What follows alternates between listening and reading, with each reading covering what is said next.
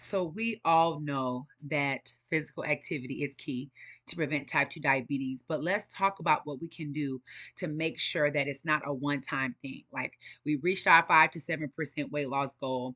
We're starting to exercise at least 150 minutes a week, but maybe we've kind of since we've reached our goal, maybe we feel like, well, I can kind of chill out on that. I don't need to exercise 150 minutes. Maybe I can just exercise 100 minutes, or I don't need to make sure I keep my resistance training involved. I can just continue to do cardio. I want to actually stop that line of thinking right there. And I want to encourage you to maintain consistency, right? Maintaining your health, preventing type 2 diabetes, preventing chronic illness is a lifelong journey. It's not something that I just do this for a few months, I reach my goal, and then I go back to the previous habits that led me to the place where I was. That's the wrong line of thinking. I want to encourage you to embrace physical activity and fitness as a part of your journey for health, for life, not just something that you pick up here, reach a goal, and then you move on. We want to be finishers. We want to be people who reach our goal and even exceed our goal. We don't want to be people that start and don't finish. So let's talk about it. One, how to overcome the challenge. One of the primary challenges I always hear about exercise is I don't have enough time. So I want you to think about how can you integrate fitness into your activities of daily living. If you know that you work somewhere and there's stairs and elevator, I challenge you to take the stairs. If you are someone who spends time in a sedentary job or you work from home, I encourage you to spend at least 2 minutes uninterrupted of physical activity for every 30 minutes you spend in a seated position. If you are someone that is currently has no physical activity, I encourage you to get involved and find something that you like that's physically related, that's fun. Something I used to always share in my classes is when you find something that you like to do that's physical, you just want to do that.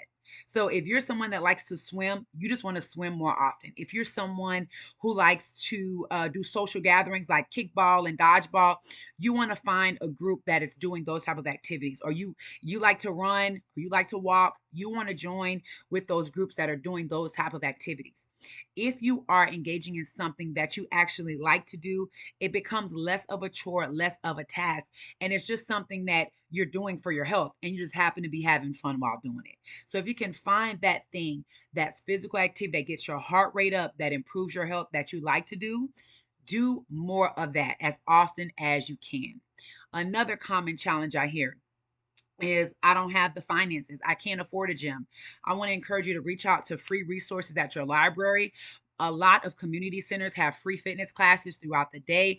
I know here where we live, we have water aerobics available through the city throughout the summer.